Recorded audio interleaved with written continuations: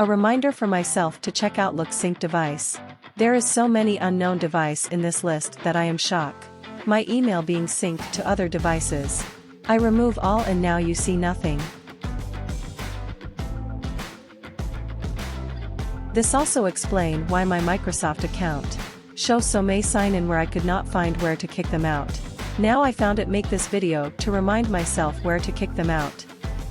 So many outside my country sync my account. Although it says sign in unsuccessful, but it still keep trying. This make me think why not try the new passwordless, meaning no password for Microsoft account. So I click the advanced security and turn on.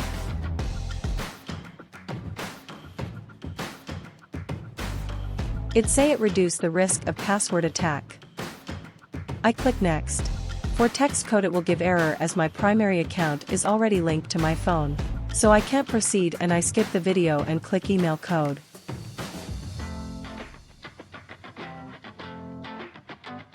After verification code I use my Microsoft Authenticator app for approval. This is when my phone shows sign in approval.